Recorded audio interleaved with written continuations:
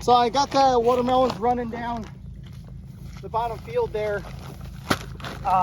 Water running on them and my flowers.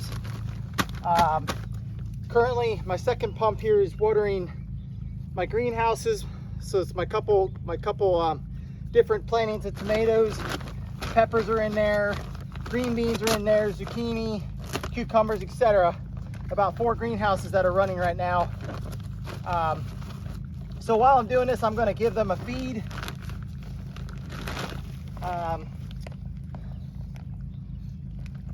Looks like I got to drain this guy actually. I thought he was drained, but he had to open there, so I actually got to drain this system first.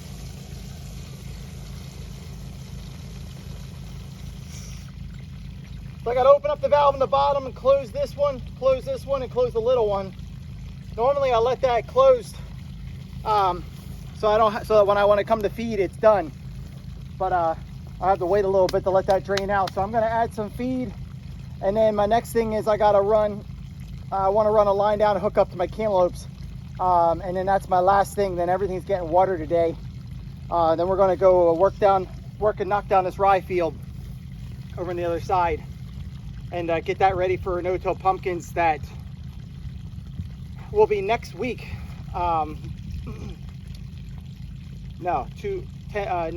next week, but the following week we're going to be planting in there. So we'll be starting to plant. It'll be the first week. It'll be, I think, the June 3rd, 4th, 5th, 6th. Those days will be no-till and pumpkins in. So seeds aren't even up yet. I was looking at them this morning.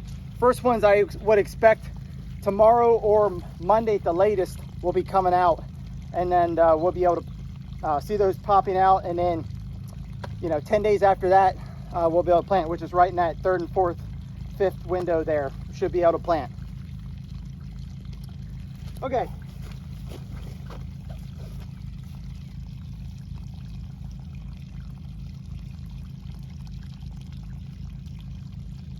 See if I can tell where this is. It's not quite done, but I don't need to add that much, so I have room in my tank. So this tank, the water I can drain down to this valve. I didn't quite stop, but it's getting low, and I'll be able to get what I need in here. I just have, these are two, it's 10 kilograms, like 22-pound bags, basically. This particular blend is an 8-10-40, fairly inexpensive, nothing too fancy about it, but high potash.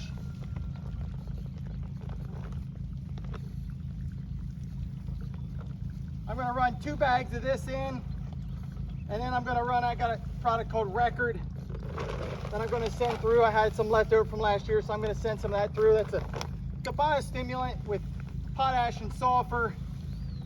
I think there's a little calcium in there,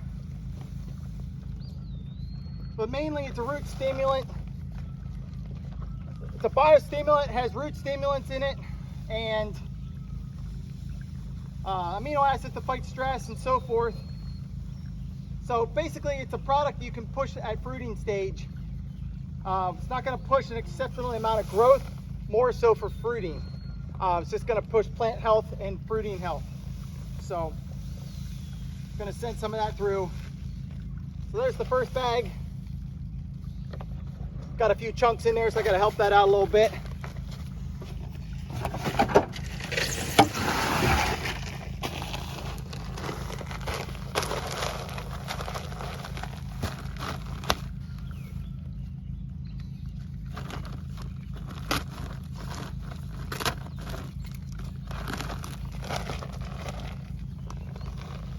May seem like a lot of fertilizer, but keep in mind I'm watering almost 3/4 of an acre. There's trying to think how many plants are in there. We're approximately,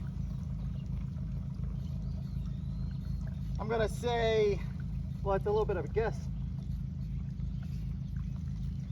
Yeah, I'm gonna say between 2,000 and 3,000 plants that we're putting in there, or that we're feeding right now.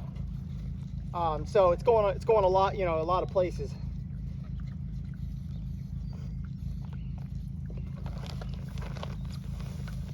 It's not just going to one little patch.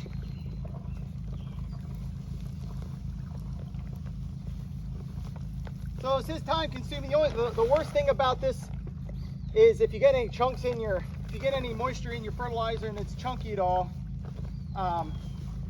it doesn't want to flow through as nice because it's only got like a 2-inch hole there, or 1.5 inches or whatever it is to go in. If you got a nice powder, flows in nicely, you can pour it pretty quick. Or if you have a mix you made up in liquid,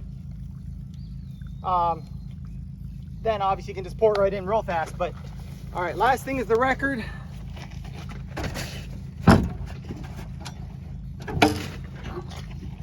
I'm not going to be too precise here. This product I have a couple of these left over from a few years ago.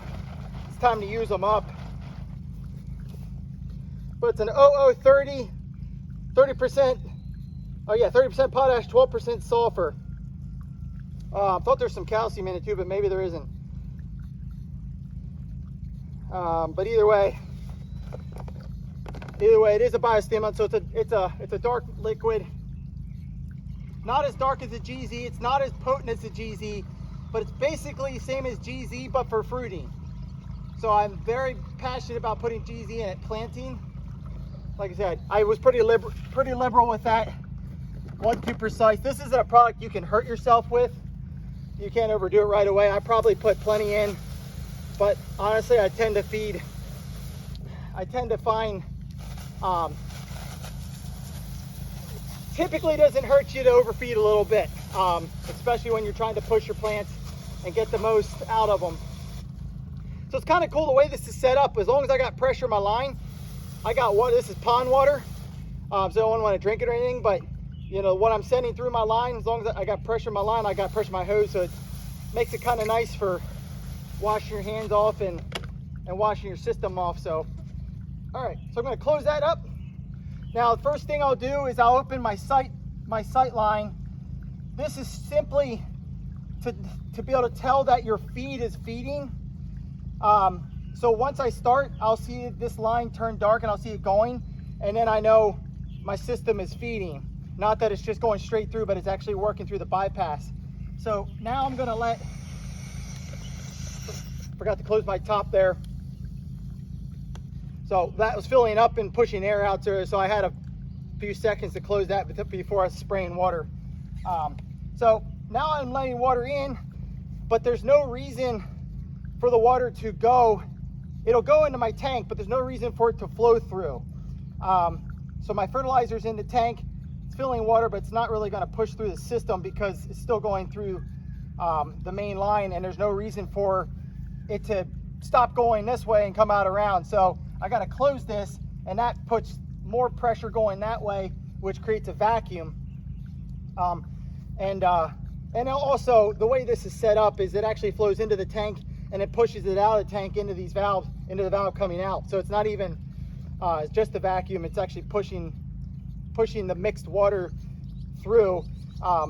And I don't need to go fast. Actually, I just cracked it a tiny bit and it's already going through. So I'm just going to go a little bit more.